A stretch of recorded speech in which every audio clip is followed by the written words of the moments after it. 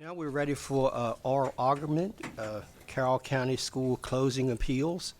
We'll call on Ms. Liz Kameen to make the introductions and set the parameters for the presentation. Okay. And we'll have Dr. Simpson to monitor it with the timekeeper. She has a timekeeper. Okay, Ms. Kameen? There are five groups of appellants in this case, and here's the way the order is going to go. I'll call up first the Harrison group, which is North Carroll High School. So it's the Harrison group along with Miss Wolf, and each one of those will have 6 minutes. Along with them, and I know I mispronounced this, Galadia, but I think it's Galadia, that group of appellants. I'd like you to join the Harrison group, Wolf, and at the table. After them will come the group that I'm calling the Sipes group and the Garmer group. The Sipes group has 3 appellants. Each one will have 2 minutes. The Garmer group has 1 appellant, and he will have 6 minutes. So if you're arguing on behalf of a group and you're the only person, you'll have 6 minutes. And then finally, Carroll County Board of Education, I'll call you to the table, and you'll have 15 minutes to respond. You want me to wait until our turn to go up? Yes, why don't you do that, because we're going to be a little crowded. All right. Okay, so I'd call the Harrison, Wolf, and Galadia group. Each one gets 6. And I would ask when you hear the buzzer that you please end your sentence and you'll be finished. Sit there and we'll switch when you're, okay, sure. Mr. Sinclair, Yes, ma'am. you are arguing on behalf of the Harrison group? The Galida group. The Galida group, I forgot that, thank you. All right. Okay, and each one of you, would you just please introduce yourself? So we'll begin with Harrison, Wolf, and Galida. Good morning, my name is Dawn Nee, and I'm here on behalf of the Harrison Group. My name is Lori Wolf, and I am a pro se appellant on behalf of North Carroll. My name is Bill Sinclair, and I'm here on behalf of the Galida appellants. Thank you. Yes. Thank you. 6 minutes is not enough time to demonstrate that a school which has been the heart and soul of a community for over 40 years should not be closed. This impacts my community, a rural area which is transitioning and growing with new neighborhoods and businesses bringing great diversity. Growth was so fast that the government actually put a moratorium on us for many years. That moratorium has recently been lifted, and now we have more than 1,000 homes in the pipeline. That prior growth also caused severe overcrowding at North Carroll High School in the early 2000s, leading to the controversial county-funded building of Manchester Valley, also called MSBoE, to alleviate the conditions at North Carroll. And now we're right back where we started, shoving students into the smaller of the 2 schools. North Carroll is in fantastic condition. It's located in a community within a mile of the feeder middle and elementary schools. It has 2 gyms, a large cafeteria, much more usable acreage and fields, a much larger auditorium, more parking, and easy traffic access. MSBoE was built to house a smaller population of about 1,200 students, not the elevated SRC numbers that have been used by the board. It's much smaller. There's less fields, there's no room for portables, there are not enough lockers for the students, there's only 435 parking spaces, there's 1 lane in and 1 lane out with severe traffic congestion, and it will be vastly overcrowded at 114 to 120% using CCPS's own numbers. That will be for a decade to come. And that's regardless of students that leave for part of the day to attend tech programs. Man Valley will be the only high school in the entire county that is overcrowded. And that goes against the school's own policy to maintain a 98% or less capacity, 85 being the optimum. It's well established by research that smaller schools are better, and it's my understanding that that is this board's position as well. This decision is simply not sound educational policy. It limits the students' opportunities and their abilities. It diminishes sports opportunities. It decreases classes offered. It decreases their ability to work and drive to work. or to classes. It increases class sizes. It adds more competition for scholastic opportunities. It adversely impacts the autistic and special needs students. It also has a reality of there being a redistricting again, where these students can move 3 times in their 4-year school. There are already issues with Manchester Valley's coaches not having enough field space for the fall and trying to take over some of the rec council's fields or other school fields. Had a thorough analysis been done, the school would have known that that was an issue. Looking in the crowd today, you will see a sample of those that are directly impacted by this arbitrary and capricious decision. These students represent 1 in 5 high school students in our county that are directly impacted by this decision. This room couldn't hold the 1,550 students that are directly impacted, just like Manchester Valley will not be able to either. CCPS claims financial crisis is the reason to close schools. A thorough review would call that into question. However, we are not saying that they cannot close a school. We are saying that they must behave in a fair way and follow the rules. Setting emotions aside, this is a serious legal problem as to the evidence, accountability, and due process. The rules require a thorough review, ensuring the results are not arbitrary, irrational, or an injustice to sound educational policy. 6 minutes only allows for a superficial analysis. Coincidentally, that is exactly what the school did. Despite the importance of getting it right, this decision is illegal. There was no in-depth analysis ever taken.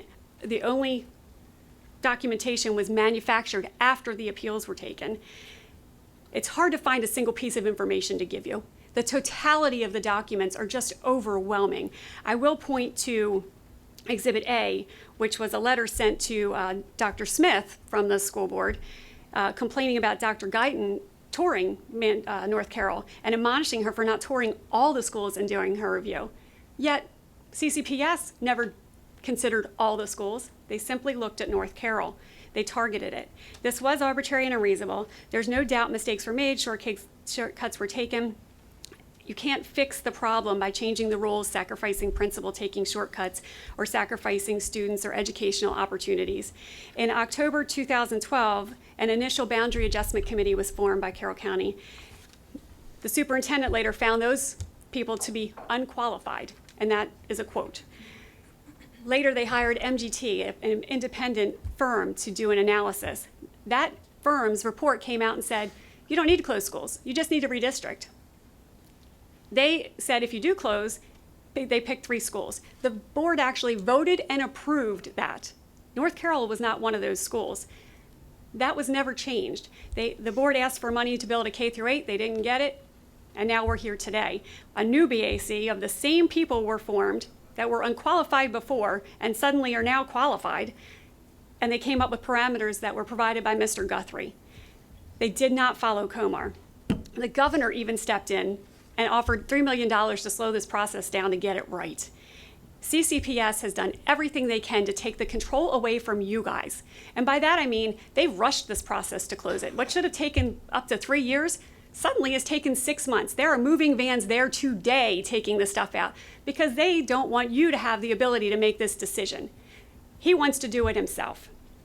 The ALJ abused her discretion and the ruling did not conform with the law and the facts. Basically, her ruling said, CCPS said they did it, so they did it. We've got to scratch the surface. This case deserves scratching that surface for a careful review. There's too much information. Can I end with one sentence, please? No, please go on.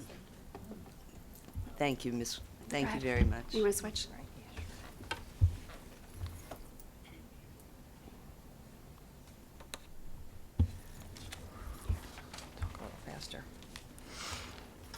Good morning. As a pro se appellant, I hope I can do justice in trying to give a voice to our kids within 6 minutes. Let me start with a quote. We are building a government that works for the people and not the other way around. We are pushing for more transparency. We are holding elected officials accountable, and we are just getting started. This quote is from Governor Hogan, and I can't help but wonder if he was thinking about officials in Carroll County. Our local school board voted 4-1 to close 3 schools, including North Carroll High School, because of lack of enrollment and budget crisis. The ALJ, who heard this case, based her ruling only on the fabricated case that CCPS brought before her without hearing evidence. Firstly, lack of enrollment. There are many new homes being built in our area, close to 1,000, CCPS knows this. Board member Jim Doolin told me they, the Board of Ed, don't factor new developments into their decision because they don't know if the developments will come to fruition. Well, these developments are coming to fruition. They are being worked on now. Secondly, financial crisis. Ironically, in the midst of a so-called budget crisis, CCPS would like to build a new $97 million tech center when they could simply shift students and open space for tech use in the high school next to the current tech center, since we have so many extra seats. Governor Hogan asks for more transparency. Our local school board is not transparent at all. One example, Jennifer Seidel, an elected board member who was elected to represent the entire county, texted with other board members stating that she was not going to let this happen to her neighborhood, the potential closure of Mount Airy. We knew at the time that Mount Airy and Sandy Mount were taken off the table of potential closures in order to secure her vote, and then the text surface improved it. However, she had no problem voting to ruin other neighborhoods. This, I believe, is an ethical breach. We are not stupid. We can see through this lack of transparency. We also know there is something more to these closures because the pittance of the true savings is not worth sacrificing the education of our children. These closures were not built on sound educational policy, period. Sound educational policy does not purposefully overcrowd a high school, crippling it from offering any additional opportunities to the students. The procedure was illegal, arbitrary, and unreasonable, and this case needs to be thoroughly evaluated. Our children deserve this. Governor Hogan said he wants to create a government that works for the people.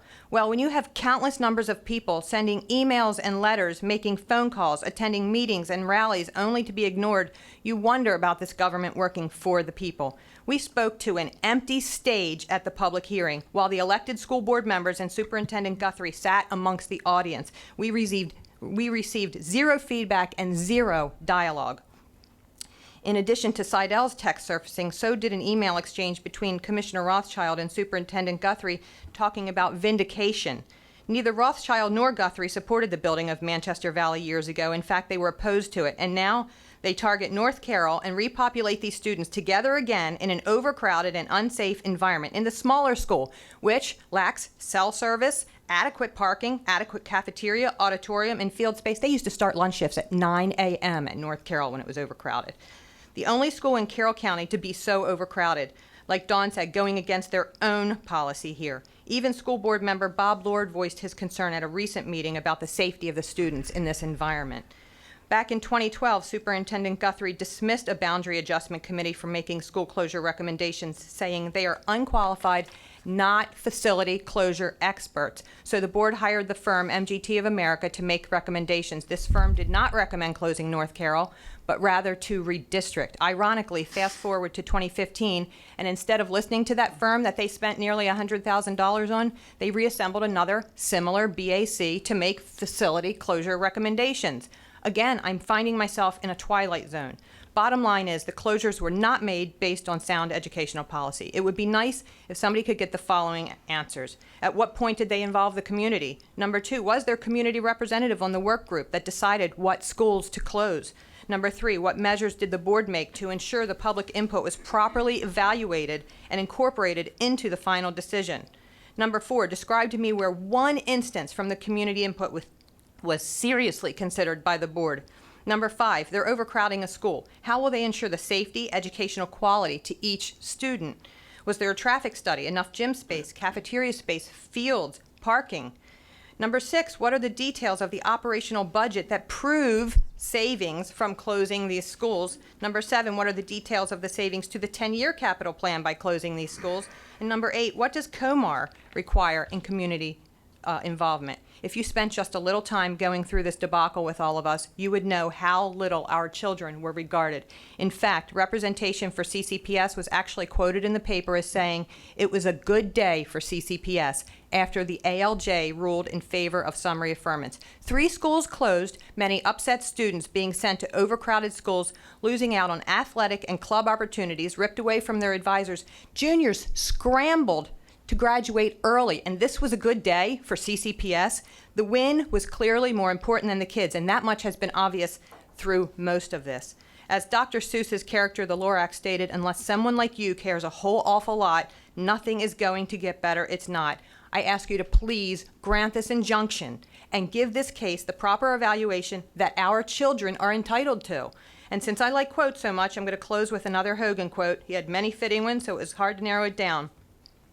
But he said, to accomplish our goals, it will require leadership. I'm not talking about any one leader. It will take many of us working together, rolling up our sleeves, acting with mutual respect, and doing our jobs for the people. It will require listening, educating, and taking bold actions, and it will take the courage to do things differently. Thank you very much.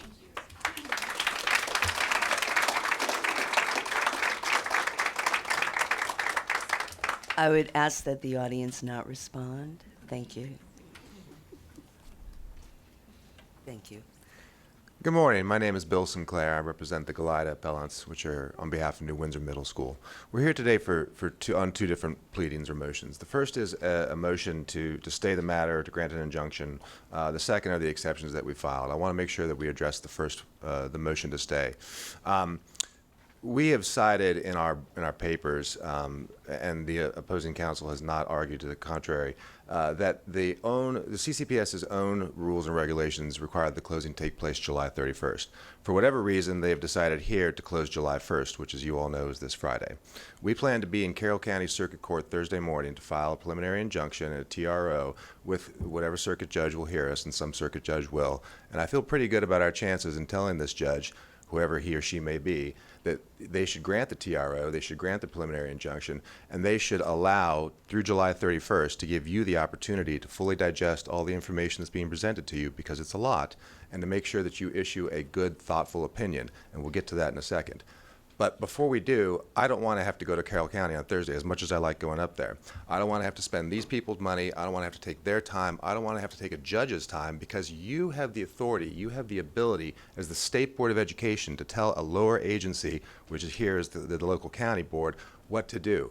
You today are meeting for the entirety of the day. I would ask that you take 2 minutes to have an internal vote to see that you would stay this matter through July 31st, and let us know that, so that I don't have to take the time and effort tomorrow to prepare a motion for preliminary injunction and to show up in Carroll County Circuit Court on Thursday. But we are prepared to do so, and again, I feel confident on our chances that we will get that stay through July 31st.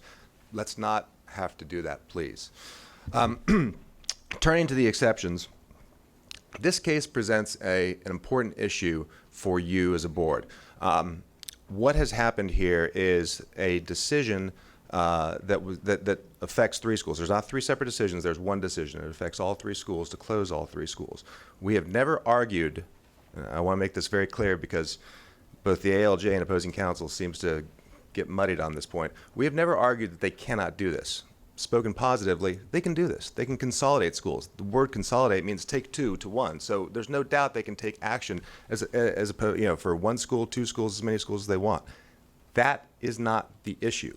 The issue is, in doing so, do they have to give a separate specific analysis to each school, or can they summarize? Can they just give an analysis that is system-wide? That is the issue that's in front of you, and you need to squarely address it and decide it. And as you know, as your lawyers I'm sure tell you, when you issue that decision, it's going to be precedent going forward for every other county that's going to face this issue. Based on what you say today, counties going forward will either be able to perform this summary analysis, or they'll have to do this school-by-school closing analysis. So this is an important issue for you guys to address, which is another reason why I think you want to take the time through your next meeting in July to to think about this, to make sure you get the right decision, because it's going to be precedent going forward, and it certainly, certainly could go up on appeal. So then the question becomes, okay, if this issue is so important, if in fact what you're doing is going to be precedent going forward, how do you reach the outcome? Well, the ALJ and the other side have cited 3 cases, and they're in the papers, that they believe stands for the proposition that you can perform this summary-wide analysis. They don't stand for that proposition at all. Notably, opposing counsel has failed to pin cite, and that's lawyer speak for go to a specific page in an 80-page opinion, to say where that opinion says they can do what they say they can do. They failed to do that in their initial papers. The ALJ failed to do it in her opinion. We called them out in the exceptions, and in their response, they still failed to do that. You know why? Because it's not there. Those opinions, those 3 cases cited, do not stand for the proposition that you can perform this summary-wide analysis. In fact, in 3 of them, or 2 of them, they weren't performing summary-wide analysis at all. They were performing a school-by-school analysis. So those cases don't stand for it. Okay, where else do you look? You look to the statutes. You look to the regulations. We lawyers have canons of constructions we use to interpret statutes. And the primary one is plain meaning. Give the words their plain meaning. If a word is in the singular, that means singular. If a word is in the plural, that means plural. Here, we've got 2 different statutes or regulations. Comar 13A020901 talks about closing in the singular. And then B8, subsection B8 thereof, talks about the consideration that must be given to the community in the geographic attendance area for the school proposed to be closed. This is speaking in the singular. This is not speaking in the plural. The analysis has to be done school by school. You can wrap it all up in one, that's fine, but you've got to do a school by school analysis before you can consolidate or close. Now, the other side argues that and they're right, the statute trumps the regulations. Regulations are interpreting language for a statute. But the statute at issue, all it speaks to is whether or not you can consolidate. And as I said 2 or 3 minutes ago, we're not arguing you can't consolidate. I'm on record right now saying you can. That can actually be done. Again, the issue is not whether or not you can consolidate. The issue is in doing so, what analysis must be performed. Is it a summary-wide analysis or is it a school-by-school analysis? The plain language of the statute and the regulation says it's a school-by-school analysis. So that leads to the last issue. If it's a school-by-school analysis, did they do that here? No. I'm not going to spin the papers. You can read exactly what the board said, and you can read exactly the board's analysis. The board in 4 of the 8 Comar factors never even addresses New Windsor. I don't know how you can say they performed an analysis of that school when they failed to even mention it in 4 of the 8 factors that they have to address. Now, the other side's going to say, you can't give all this weight to one factor. We agree, but you have to listen to all 8. Thank you. Thank you very much. Okay, the next group is Sipes, and there are 3 appellants. Each will have 2 minutes. And Mr. Garmer.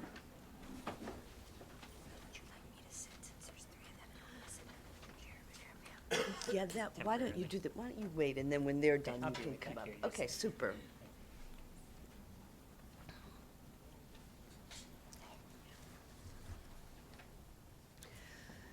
Thank you. If you would introduce yourselves, and then each of you will have 2 minutes. My name's Erin Sipes. I'm pro se for Charles Carroll Elementary. My name is Tyra Battaglia. I am pro se for Charles Carroll Elementary. And my name is Kelly McIver, and I'm also pro se for Charles Carroll Elementary School. Thank you. Charles Carroll Elementary School students have the longest bus rides of any elementary school students in Carroll County already, and with school start times changing, particularly Ebb Valley, students will not arrive home until dinner time. Route 97 has been used as the dividing line between Ebb Valley, Runnymede, and William Winchester. One route beginning at Old Hanover to Ebb Valley Elementary with a distance of 12.7 miles will correspond to a 1-hour bus ride, according to a document found during discovery. Mr. Guthrie told our community on May 13th, 2015, that no student from Charles Carroll Elementary would have a longer bus ride that currently exists for any current student. We certainly have capacity available within the surrounding Westminster schools to absorb these students. Ebb Valley is not a Westminster school. It's in Manchester. Without a doubt, time spent on a bus will greatly increase for our Charles Carroll kids, as the local board admits as a con in the analysis of core options. My daughter Ada is entering kindergarten. I am greatly concerned about bathroom issues, the time she'll arrive home, and how it'll affect her homework, her grades, her family time, and her extracurricular activities. According to the minutes of the October 10th, 2012 local board meeting, school closings have legal requirements that are spelled out in Comar. That gives consideration to impact and factors. Any school closing would be a multi-year process. An estimate would be 3 years from decision to implementation. Not only did the minutes indicate that this process was rushed, but as Superintendent Guthrie states, they are not facility closure experts and should not be creating these options. Mr. Guthrie expressed his discomfort with the criteria for selecting a school to close and his frustration with the lack of consistency and consensus from the Board of Commissioners. Mr. Guthrie also stated at a joint meeting on November 12, 2015, that my recommendation, which I called Option 5, is a revision of Option 3, which takes 5 schools over 2 years. Whether you believe this process should take 2 to 3 years, it certainly is not meant to be less than 1 year. This is contrary to sound educational policy. Even Superintendent Guthrie has noted that his decision not only affects education, but the whole community that the school serves. We ask that you keep our Community Heart Center open for students. Thank you. Thank you. Would you speak into the microphone? Thank you. You can just pull it over there. Yeah. Good. Good morning and thank you, State Board members, for this opportunity. The students at Charles Carroll Elementary have been discriminated against. The students at Charles Carroll Elementary don't live in a municipality with public water and sewer, which is the Carroll County Board of Ed Schools community concept to only concentrate on planned growth areas. The students at Charles Carroll Elementary live 10 miles away from Westminster City. These students and their families live in an area that is mostly ag preserved with private water and septic, which many are now drawn to live. Board member Devin Rothschild pointed out in a text, why are we choosing to fill schools in areas that people are not moving to and closing schools where more people seem to be drawn to? Many of these students' families are considered low income, but don't qualify for assistance. They rely on the local Silver Run food pantry to get help for them. The students' families have also lost their voting center. Many of these students do not have internet access in their homes, and their families rely on newsletter form paper notifications from the school. An article from Education World said that smaller classroom sizes reduces student violence, increases parent involvement, and makes the students feel accountable for their behavior and grades. The Rural School and Community Trust, a national nonprofit organization, found that poor students from smaller schools outperform poor students from larger schools. Regardless of the level of community poverty, this study even found that all students benefited from attending a smaller school. Researchers have also found that student achievement was greater in smaller schools than a larger school. Students, parents, teachers, and community volunteers reported greater satisfaction because they felt more connected to one another. The study also says that teachers told the researchers that teaching at a small school reminded them why they became teachers in the first place. Charles Carroll is listed as being a rural village by the state of Maryland. Funding is available upon request from the state, which the Carroll County Board of Ed has not done. They did not do their homework. Richard W. Riley told the U.S. House of Representatives Committee, and both new and renovated schools should be designed for the kind of education we know works best. Smaller schools that create a sense of community and small classrooms in which teachers can provide lots of individual attention. This is what the students at Charles Carroll receive now. Thank you so much. Typographical errors or difference in wording do not adequately explain leaving out the specific verbiage mandated in COMAR, particularly the impact on community and geographical attendance for school proposed to be closed. The so-called consideration of CCES students by the BAC and the local board is nothing more than espousing of numbers and dollar signs, and the reiteration of our county's declining enrollment and dwindling financial resources. In closing CCES, 549 students in 7 elementary schools are affected. Our county's students are more than numbers or dollar signs. They are an investment in our future. CCES was the only school designated for closure in last year's EFMP.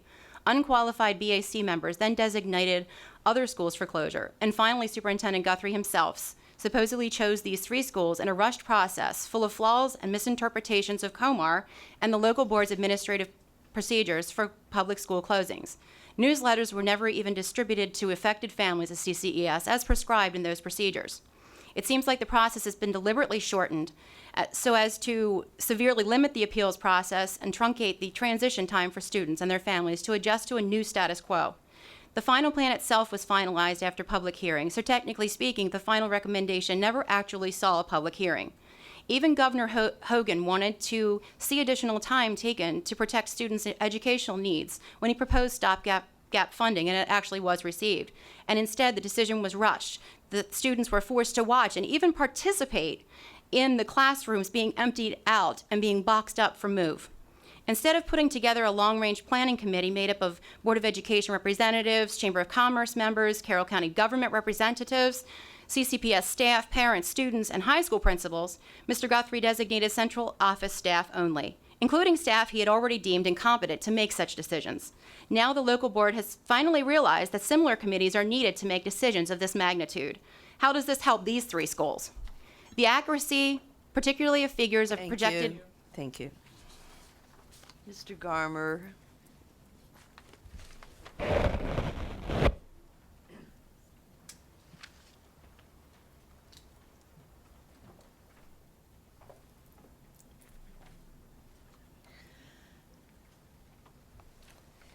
Hello, everybody. Don Garmer, affiliated with North Carroll and Charles Carroll. Thank you for your time. When we talk about holding public office, we talk about not having the appearance of misconduct in what you do. We also know the decision to close these schools must come from the local board. the decision actually came from our county commissioners. There are so many relationships in our local government that exist that make this appearance of misconduct often seen. So why did the ALJ not rule for us? She had to pick a side. So much information, she went with the precedent that's been set and went with what the school system said. She said we went through all of the information that was available with a fine-tooth comb. That was our job for our families, the kids out here, to do that and find whether or not this was done in a correct and legal manner. There are so many relationships, again, in our county that make our government just appear with misconduct. An example is one of the Board of Education members' husband serves on the ethics committee for the county commissioners. There's many examples of this beyond that also. Since our Board of Education did what the commissioners said to close schools, they gave them more money. And from this more money, then they gave recent raises to the employees of the school system. These closures only serve to appease the county commissioners. There are many, again, relationships that give the impression of misconduct. One, again, is an email you've already heard about, where Commissioner Rothschild talks about his vindication to the superintendent. It says how they have a relationship with each other, and again, they've previously talked about this in referring to his vindication about not wanting Manchester Valley built. So do these closures support good educational policy? Well, what I've already said is no. They publicly state that they're saving $5.2 million from these closures, and many times they've said this. But in their report that they put out, the fine print says it's actually much less. It's as if saying that all the money we make from working, we can spend that. We don't have to pay taxes on it. It sounds better than saying $3 to $4 million, which is probably what they're actually saving. For these savings to mean anything, it would have to go 30, 40, 50 years before building another school for any of these savings to actually mount up to anything. They try not to let us speak. There's always something to hide. They try to really fight against standing for some of us because there's always something they don't want us to know. And that's one of the main points that the school system has made, is not to let people speak. The other is that they're going to tell you again today when they talk that their word is law and it's above everybody else's. They do all this, and they often have said how they thought that this process is transparent, something that was said in December by the Board of Education president at the vote to close. He said, we believe this to be an open whatever here with that. The only one they've answered to so far is the governor. And they didn't do what he asked about saying waiting another year to take more time on this. Is this good policy to go against what the governor says? They can't do this, of course, because in a year, the personal relationships that they have available right now in the government won't be there. This is since most reasonable people would not agree with this plan, and that's something, again, in the law. Two documents that, again, you have in your possession that say that this is not good educational policy are, again, one that I've sent to you from California. It says, the advice is good and common sense to include the public in committees on deciding school closings. Your own document that you have on school size clearly states that the public should be included in these decisions. To quote your document, facility and public planners have begun to recognize the need for transparency in how facility decisions are made.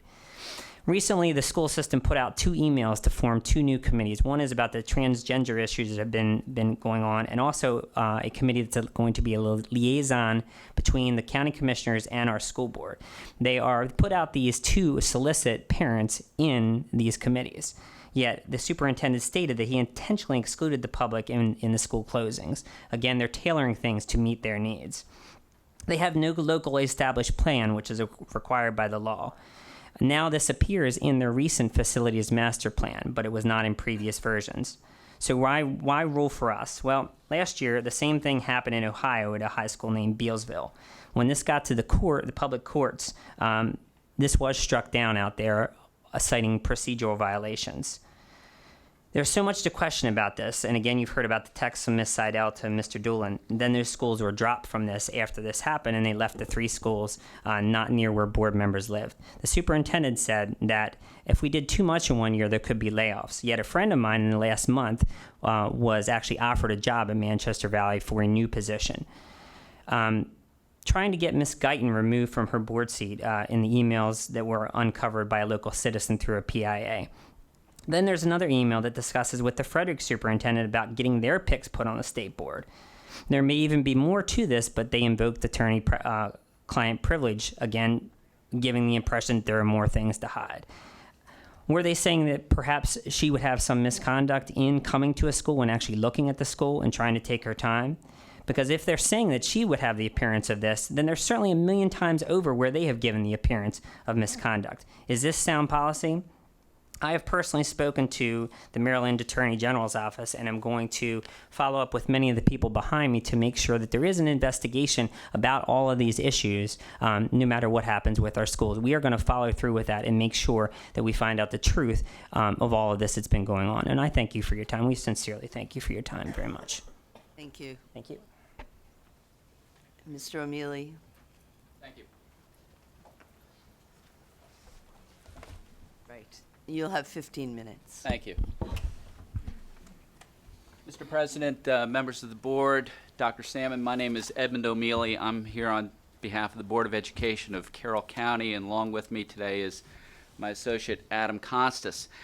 I'm going to begin this discussion as I did in the briefs that I filed back in February, and that is with the statement that no one enjoys closing a school. That is something that is the last thing that we wanted to do. But we're in a crisis. We're in a crisis that began with a steady drop of enrollment going back about 7 years ago after nearly 3 decades of sustained growth. We didn't plateau. We didn't level off. We just turned around and went the other way. We went from a school system pushing on 29,000 students to a school system today that is barely above 25,000, but we have places for 31,000 kids. As enrollment dropped, so did our funding, because as you know, we are funded on a FTE basis based upon our student enrollment with the Wealth Index, and as our enrollment goes down, so too does our funding, and it becomes impossible to continue with the programs that we had in place. As a result of the declining funding, it became necessary to eliminate over 240 positions, multiple programs, cut central office staff by 40 positions, and after all of that, still more needed to be done, and that's why we're here today, because ultimately we needed to do what was best for the students of Carroll County, the entire county, and that was to eliminate some of our schools. It's a hard decision. As the Court of Appeals of Maryland in Bernstein versus Board of Education of Prince George's County said, no student has the right or privilege to attend a particular school, and no school board makes any friends in the process. That is certainly the case. I don't think anybody would disagree with that. Now, with that said, let me reply initially to Mr. Sinclair's threat of an injunction. And he says, we violated our procedures because our school closure voted on back on December 9 calls for the schools to close on July 1, this coming Friday. But what Mr. Sinclair does not quote for you is the exact language in the procedures. And the board's procedures very clearly say that, quote, except in cases of emergency, all school closings should be scheduled to occur on July 31 of any year. I would respectfully submit to you, as I submitted to the administrative law judge, we are in an emergency. We are facing a situation where cuts need to be made, where we have to give pay raises to staff that have been frozen on step for 5 years, and those pay raises negotiated with the unions representing our 5 bargaining groups go into effect July 1. We need to move forward. Now, with respect to the other arguments regarding alleged failures to follow our procedures, very clearly we did. Mr. Sinclair argues that we took a system-wide analysis. Indeed, we did take a system-wide analysis, but we also specifically looked at each of the 8 closing factors set forth in COMAR 13A.02.09 for each of the 3 schools and with respect to the schools that will be receiving students. We have those set forth specifically in all the memoranda that we filed, and I'll go through those briefly in a moment. With respect to the basic problem with the appellant's arguments today, you've heard a lot about the heart and the soul of the community. Granted, certainly, that's important. That's important to them. It's important to us. You've heard a lot about rural villages. You've heard a lot about the impact on Manchester Valley, the impact on Charles Carroll, the impact on New Windsor. What you haven't heard is any reference to any evidence that was submitted by the appellants to the administrative law judge. And if you read the administrative law judge's opinions, that's why summary affirmance was granted in our favor. We presented evidence supported by affidavits under oath based upon personal knowledge, and the appellants, despite their many arguments and their emotional pleas, failed to provide any such affidavits in support of raising a genuine issue of material fact. There are no genuine issues of material fact here. That's what the administrative law judge found, and that's what the record establishes. We have met COMAR 13A.02.09. We have met our local board procedures in every step of the way. Now, with respect to North Carroll, we've gone through all of those. This is a school with capacity for 1,159 students, and has a 2014 enrollment of 720 students. Manchester Valley, just 4 miles up the road, has state-rated capacity of 1,383 students. It has the second largest state-rated capacity in Carroll County, second only to Westminster High School. But they only have 791 students in 2014 and 775 students in 2015. When the combination of the North Carroll students that are not going to Westminster High School and the Manchester Valley students, we are only going to be at state-rated capacity, which, as you know, based upon the provisions in COMAR 23 regarding state-rated capacity, is only 85% of enrollment. That school will not, as the appellants contend, be busting at the seams. You heard 1,000 new houses in the pipeline. There is no evidence of 1,000 new houses in the pipeline. There is an affidavit from the mayor of Hampstead, to be sure, which talks about predicted new single-family homes of about 600. Okay. We have student yield factors that are agreed upon by everybody, by the county, by the town in their comprehensive plan, by the Board of Education, and the student yield factor for a high school is 0.16 for a single-family home. And so if the 600 predicted new homes is in fact built and sold over a period of a couple of years, that will net 96 students. But at the same time, if you look at our enrollment projections, the combined population of Manchester Valley and North Carroll High School will drop by over 100 students. We're going to tread water, even if the developments that they contend will be built after zoning changes, changing some of the properties from industrially zoned property to residentially zoned property. If that happens, great. We're all for it. But we're only going to be treading water. We're not going to add new students. Now, the most compelling case is for North Carroll. And we have an affidavit under oath based upon personal knowledge from our Assistant Superintendent of Instruction, Stephen Johnson. It's our Exhibit 47, and talks about the inequities, talks about how if you are a student at North Carroll High School, you can't take AP chemistry every year.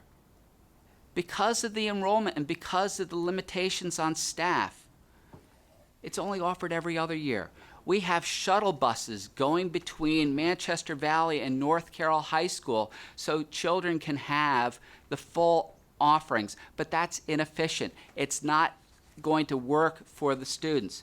It's not going to help those students who are going to be looking to take classes at the Career and Technology Center, students who are going to be taking classes at the community college, students who want to be in extracurriculars. If you wanted to be on the marching band at North Carroll High School, you couldn't, because there's only 7 students who've expressed an interest there. Now, with respect to New Windsor, that's a school that has a capacity of only 430 students. It's got 2014 enrollment of 396 students. The middle schools immediately to the north and to the south, Northwest Middle School to the north, Mount Airy Middle School to the south are also underutilized. What we have done is we have consolidated those schools. We have realigned the boundary so that the 54% of the 54% of the New Windsor Middle School students who would be going to Francis Scott Key High School will be going to Northwest Middle School. The Northwest Middle School boundary is perfectly aligned with the Francis Scott Key High School boundary. The 46% students from New Windsor Middle School who would be going to South Carroll High School will now be going to Mount Airy Middle School. Mount Airy Middle School's boundary is perfectly aligned with South Carroll's boundary. We have created 100% clean feeders by closing New Windsor and having those students going to the middle school that is serviced by the high school in their community. South Carroll to the south, Francis Scott Key to the north. And in doing so, we have kept the towns of New Windsor and Union Bridge intact. We haven't divided any of the neighborhoods in the western part of the county at all, nor have we divided the neighborhoods in North Carroll. All of the people living in the town of Hampstead will be going to Manchester Valley. With respect to Charles Carroll, a school that was built originally in 1929 with additions in 1950 and 1973. Here, the most glaring problem with Charles Carroll Elementary School is its age and the condition of its building. We commissioned a study by Hord, Copland, and Mocht engineers. It's the appellant's Exhibit 18. And the executive summary provides as follows. The existing septic system does not meet current Carroll County Health Department requirements for new septic systems. Therefore, the existing building cannot be expanded, renovated, or replaced until an acceptable septic system upgrade is determined. The existing school suffers from insufficient space to accommodate the proposed educational program. Outdated systems, the absence of natural light, and a septic system that will require expansion, replacement if the building is expanded or replaced. The facility is aging and suffers from a combination of mechanical, electrical, plumbing, accessibility, and educational deficiencies. These go not only to the condition of the facility consideration in Comar, these go to the educational impact consideration in Comar. This school has unfortunately outlived its useful life. It is a school that needs to be closed. Not only because of the aging structure, as I've just explained, but because this school, with a state-rated capacity of 320, only has 271 students. The students can easily be accommodated in Ebb Valley Elementary School to the east, Runnymede Elementary School to the west, and William Winchester Elementary School to the south. And then following that, the same group of kids will come back at East Middle School and then Winters Mill High School. You've heard that we have not considered all of the factors. We have, and more. Before the superintendent made his recommendation of November 11, we had a boundary adjustment committee that considered 5 different options eventually. We heard from thousands of citizens who spoke, who wrote emails, who wrote letters. We've heard from the county commissioners. We've heard from other people in the community. And we've considered a number of different options. One of the options was closing Winters Mill High School and making it a middle school. We certainly heard people objecting to that. Ultimately, that was not the option. The option that was considered was to close North Carroll High School, New Windsor Middle School, Charles Carroll Elementary School. And in doing that, in eliminating those seats, eliminating the core staff that served those 3 schools, we only impacted 7% of the students in Carroll County. No one is going to be driven excessively. No one is going to suffer educationally. Indeed, to the contrary, the educational programs, as outlined in Assistant Superintendent Johnson's affidavit, with no counter from the appellants, is very clearly going to be improved. As Mr. Johnson also outlines in his affidavit, he met with, along with Assistant Superintendent of Administration John O'Neill, met with the Community Advisory Council, met with the Community Advisory Council on several occasions, updating them on the proposed options with respect to school closures in Carroll County. The community was involved. COMAR calls for one public hearing. We had 3. Ultimately, what we did here was we made a decision for the best interests of the students in Carroll County, a decision for the best interests of the staff and teachers in Carroll County, a decision that was in the best interests of the taxpayers in Carroll County, who would be required, if we didn't close schools, if we were to keep pace with where we needed to be, would be required to increase their tax burden by upwards of 30%, according to the county commissioners. We made a tough decision, but as the administrative law judge clearly found, not making a decision was not an option. This is not a popularity contest. This is a hard, heavy burden. No one likes doing what we had to do, but it's what we have to do. Thank you, Mr. Neely. I just want to ask, a quick question. Did you say that the student to new home ratio was 0.16 or 1.6? It's for high schools, it's 0.16. Okay. Okay, so that means if we were to build 600 new single-family homes, we would net 96 high school students. And that is not our number. That is the ratio that is agreed upon by the town of Hampstead, by the Carroll County Commissioners, by the Board of Education. Just one other quick thing. Could you be a little bit more specific on this point that you raised and one of your predecessors made about the difference between a system-wide analysis and a school-by-school analysis? Sure. What did you do? Okay, certainly. We certainly consider the county as a whole. And we started broadly, Boundary Adjustment Committee, moving down to the various options that were vetted in public hearings, narrowing that down to the superintendent's recommendation of November 11, as updated on December 9. Okay, and so we looked at the county as a whole. We looked at different configurations. We looked at different possibilities of closure.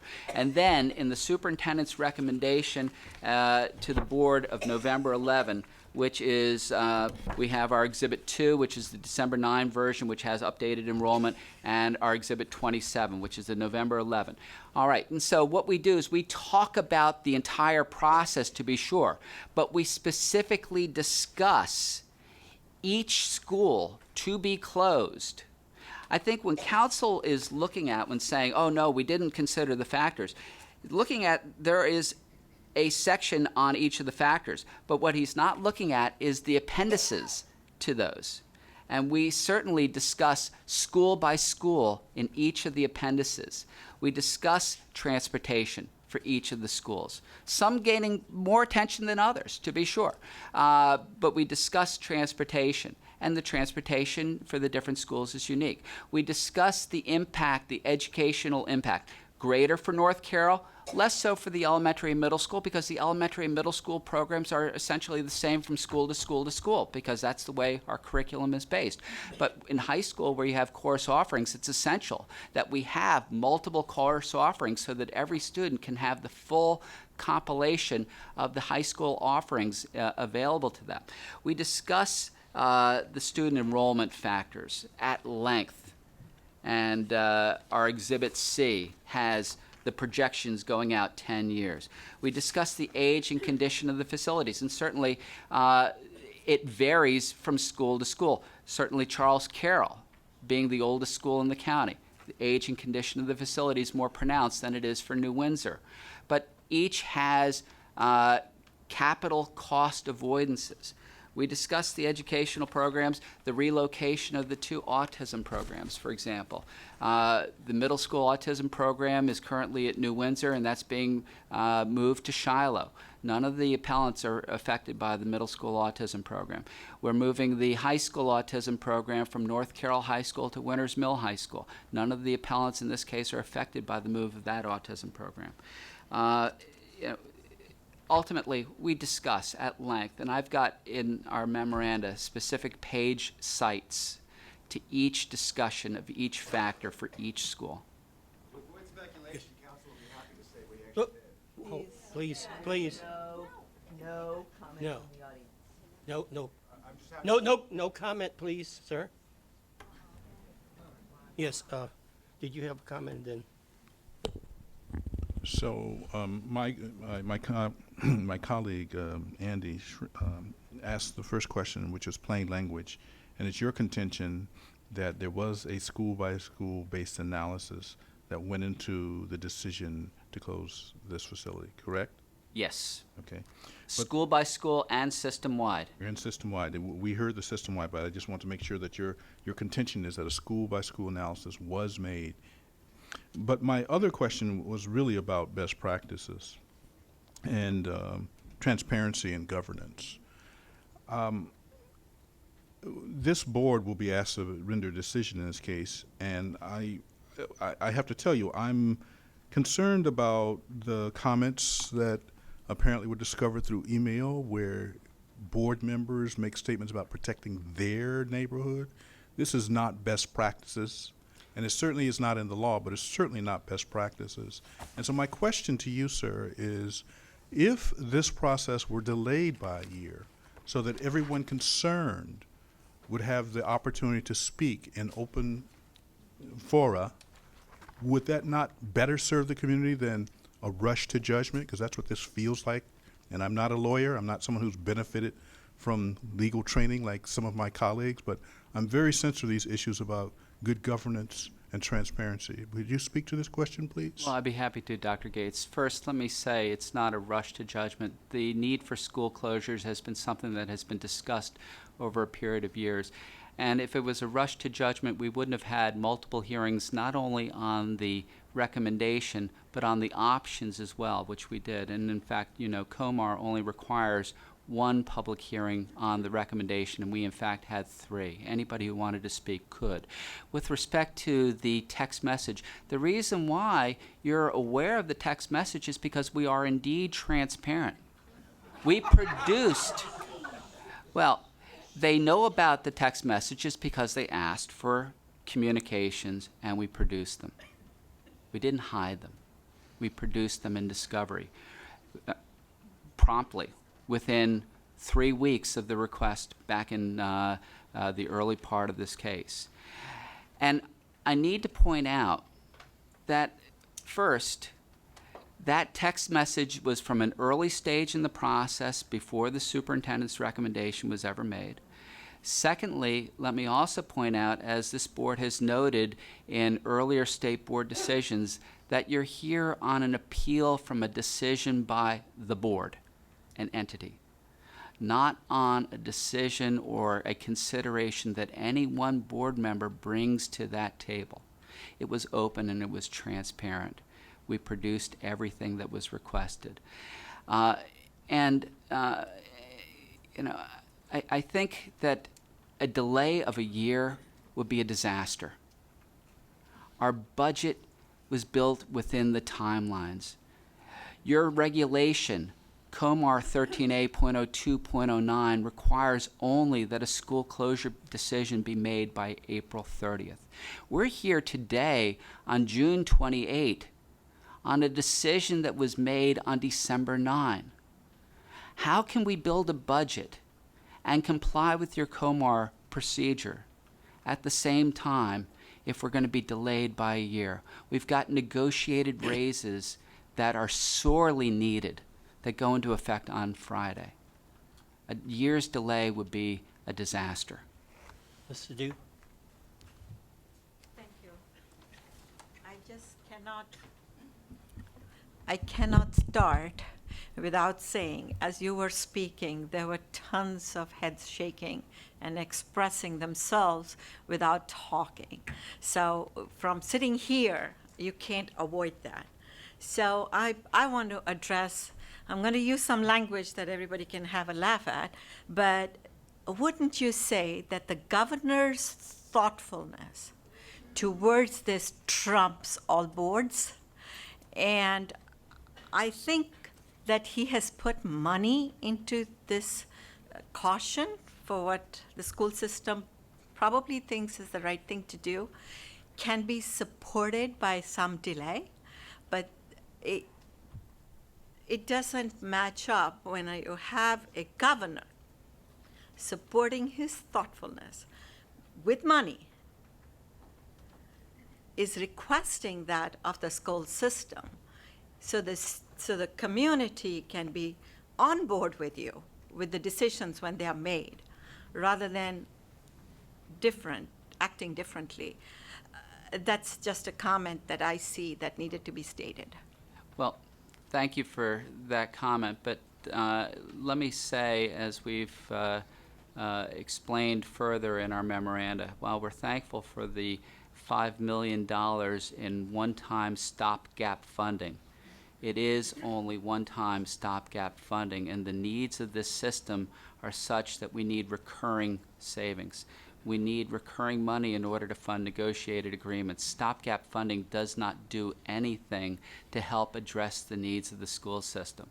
It's the same thing when stopgap funding was provided in the Slider case. This board found, in accepting the administrative law judge's decision, that the $1 million stopgap funding that was offered to Allegheny County was not enough. We need recurring money in order to address the systemic problems that under-enrollment in Carroll County has. It's the same thing as the problems in other counties, and we've seen it time and time again in Kent, we've seen it in Garrett, we've seen it also in Baltimore City. But what we need really from the General Assembly is some kind of hold harmless for counties that have declining enrollment. One time helps, certainly, but it doesn't provide the fix that we need. Then use it for the purpose that he gave it to you for, the stopgap. It doesn't address the needs that we I have. understand. Okay. Ms. Wheeldraw? Hi. A couple of follow-up questions from some of the appellants' testimony. One, do you have a county policy that you strive to maintain an 85% SRC in your schools? Is that a Carroll County policy? The 85% SRC is in COMAR 23, and state-rated capacity is determined by the state in considering all of the classroom space available, regular ed and special education in the school.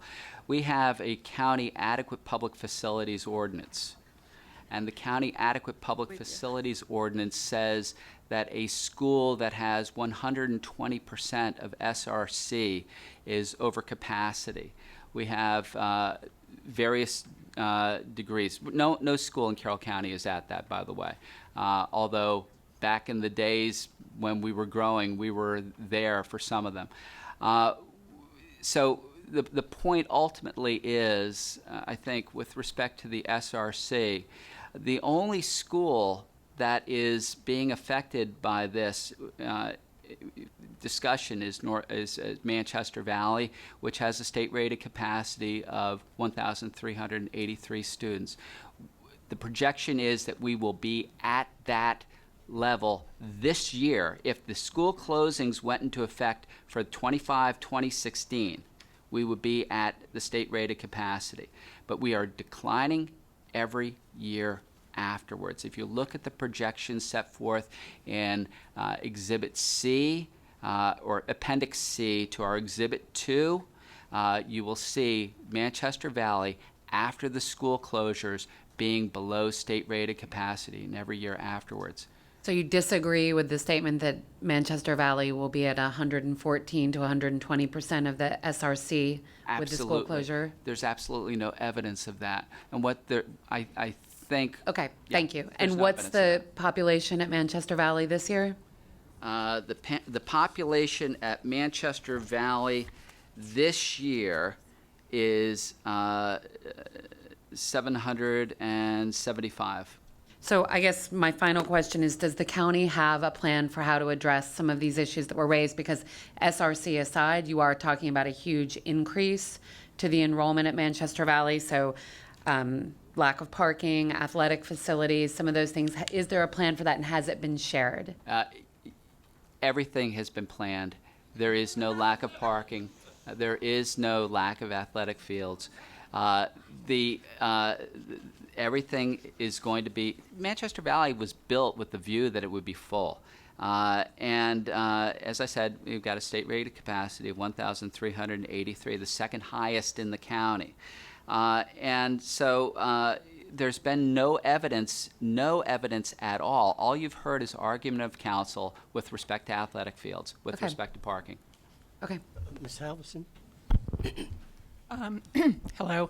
Can you explain, you may have already gone through this, but I'd like to hear a little bit more about how you went through the public comment period and how that met COMAR, and also if you could do it all over again, what would you have changed? Well, trying to respond to the second question first, if we could do everything all over again, I think that what we need is something beyond what the Board of Education in isolation can provide. I think that Carroll County is sorely in need of coordinated efforts from the county, the Board of Education, and the municipalities in trying to attract growth, sustainable growth, in trying to have infrastructure for that growth, having public water and sewer outside of the incorporated municipalities so that we can have affordable housing in conservation zoning so that people can afford to move. I think that's what we need, but if we could do it all over again. Now, with respect to the hearings, we had a number of hearings. We've got affidavits and minutes of multiple hearings during the process of considering different options. And then we had 3 public hearings after the superintendent made his recommendation. As I said, COMAR requires 1. We had 3. We had 1 in one high school, 1 in another high school, 1 in a third high school. We had it at North Carroll High School, we had it at Winters Mill High School, we had it at Francis Scott Key High School, so that as broad a cross-section of the community could come, could speak, it could be heard, their views considered. And again, that was after multiple hearings on the options themselves, when people were saying, no, don't close Winters Mill High School. No, don't close Sandy Mount Elementary School. No, don't close Mount Airy Elementary School. Close this school instead of that school. We had hearings on all of that. And as the process continued, it became refined. The various options were rejected. We came to the conclusion with the recommendation that it should be the closure of North Carroll, the closure of New Windsor Middle, the closure of Charles Carroll, and then we had 3 hearings on that recommendation. So I would respectfully submit that that process was open, it was public, people had the opportunity to speak. Many of the people in the audience here today did in fact speak. People had the opportunity to be heard. I can't improve upon that hearing process because it more than meets the standards that you've set forth in regulation. Mr. O'Mealy, thank you so much, and thank you for your indulgence. I appreciate the fact that you're willing to sit here and make sure that we're completely as informed as possible. I have one final question. Well, actually, it's a convoluted question, so maybe it has several parts. The first part of it is this stopgap funding that we heard about was made available by the governor for what purpose? Well, the stopgap funding, according to the letter that we received from the governor, was for the ostensible purpose of having us consider delay in the closures. It's not enough. But what we did immediately after we received the letter from the governor was we invited the governor's representative, Kiefer Mitchell, to a meeting that was attended by all the members of the Board of Education, all the members of the county commissioners, all the members of the Carroll County delegation to the Maryland General Assembly. And Mr. Mitchell came and spoke at that meeting, I believe it was December 8, if I'm not mistaken, at Carroll Community College. And Mr. Mitchell very clearly said, and we have the transcription, or we have the video in our exhibits, that although that was certainly the governor's preference, he had no limitations. He had no stipulations on how we were to spend that money. Now, of course, at the time, this was only money that was anticipated from passing through the legislative process. And so it was still unclear as of that date, December 8, whether we would receive the money at all. So, you know, it was kind of a hope and a wish. We had to go through the process. After that meeting, the county commissioners endorsed the school closures, and that's also in our exhibits. So certainly, while the governor expressed an interest in having school closures delayed, the representation from Mr. Mitchell was that there was no stipulation to that. And furthermore, as I've said, it is money that would not suffice to meet our needs. The $5 million in operational savings that we have from the closing of the schools is recurring funding. Stopgap funding is one time. But as I understand it, the offer was really to deal with this specific issue, not the long-term problem, but the specific issue about what I don't know whether it was transparent or not. But I'll have to think about that some more.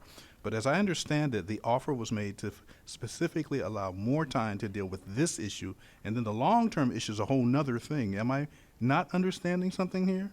Well, I don't think you understand the plight that we were in. We understand that because we see this across the state in many, many guises. The fact that in many ways, and it's not just our state, it's many states where education is underfunded, in my personal opinion. I often see that. Yes. But so we understand that, but I'm trying to understand the nature of this offer that was made to the county, which my next question is, was it actually funded by the legislature? The money was funded to Baltimore City, Carroll County, Garrett County, Kent County, and Calvert County. Garrett and Kent had already closed schools. Baltimore City had already closed. In the Blasiak case, Kent County had closed schools. They were considering closing some schools this year, but that was tabled, I believe, until possibly next year. Excuse me. Go. And so the point is that we are in the same position that the other jurisdictions that found it necessary to close schools were in. And you know, I don't think that whatever the governor expressed in his letter makes our decision to close schools arbitrary, unreasonable, or illegal, as set forth in your COMAR standards. Let's go to Ms. Izzy, please. We understand as a board the dilemma about closing a school, so we do get that. I think my concern, and I can hear from the voices of others, is the transparency of it all. We know the exchange that was stated between board members about their children not being affected by these closings. You stated that only 7% of the population is being affected. Can you give this board real numbers, exactly what families are being affected? How many families of that 7% do you have those raw numbers? I can't give you the number of families. I can give you the numbers of students. And so our enrollment numbers for North Carroll for 2015, 713 students, some of whom will be moved to Westminster High School, some of whom are in the autism program who will be relocated to Winters Mill High School. The remainder will be relocated to Manchester Valley within the same attendance area as we had when North Carroll was the only school in the northeastern corner of the county. With respect to New Windsor, we have in 2015 387 students who will be relocated, 46% to Mount Airy Middle School. That's the portion of the New Windsor attendance area that would matriculate to South Carroll High School. It's now that same boundary. 54% of the 387 would go to Northwest Middle School. That's the same group that would matriculate to Francis Scott Key High School. With respect to Charles Carroll, we have 271 students. And they will be split up to Ebb Valley Elementary School to the east, to Runnymede Elementary School to the west, and a portion will be going to William Winchester Elementary School to the south. Ms. Eberhardt? Thank you for everything. A question about the funding. So you said that you're in a budget deficit of $5 million if you don't do anything. Well, yes, if we don't do anything, it's That's actually $5 more million. than $5 million. Okay. But Does that include teacher salaries, the increase in teacher salaries, or just the existing budget as it is? the need for teacher and other staff salaries is a big part of it, and we've been frozen on step for over 5 years. Okay, so then this year, if you do that, then this gap piece, they've already increased it. So then next year, you will already have an increase of 5 million that's going to be there, and each year thereafter.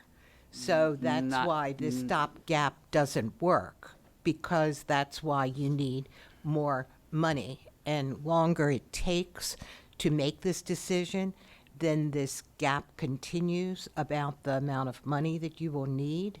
That's certainly part of it, and also because the $5 million from the governor doesn't come straight 100% to us, because the county reduced portion of its appropriation to us by a portion of that, in turn for more recurring funds over the long period. And so that's the way the county is handling that. But you're essentially correct. The need for recurring funds is necessary in order to fund negotiated increases for the 5 bargaining units. These are negotiated increases that are a long time coming.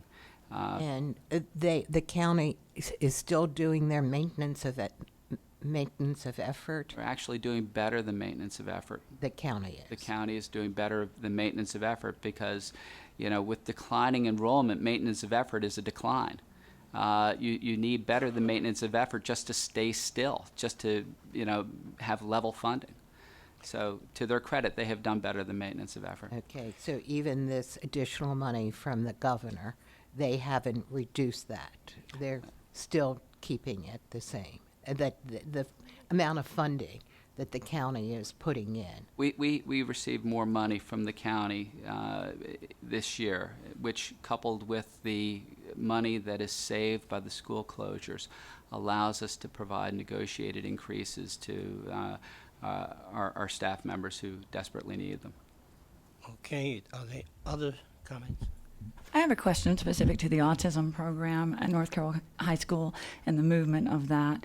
I'm wondering if you can address whether or not the staff of that well-established program will be moving with those students, and how the facilities at the new high school are being prepared for that very specialized program. Well, I can't get into the specifics, but what I can say, first of all, it's important to understand that the autism program is a regional program. It is a county-wide program, and Winters Mill High School is more centrally located than was North Carroll High School.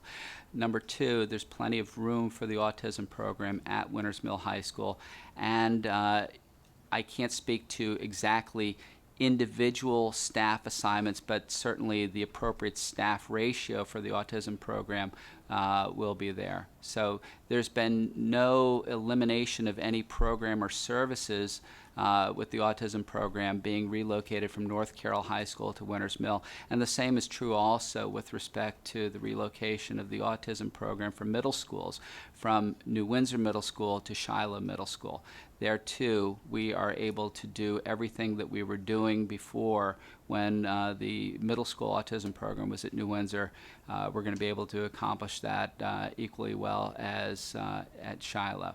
And it's important also to note that also is a county-wide program, and none of the appellants in any of the cases are affected by the move to the of the autism programs. Okay, well, thank you so much. We appreciate My pleasure. all of you. Thank you so much. We're living out what we're supposed to do, to listen to all of you and take all of this into consideration. And so thank you again. Have a good day.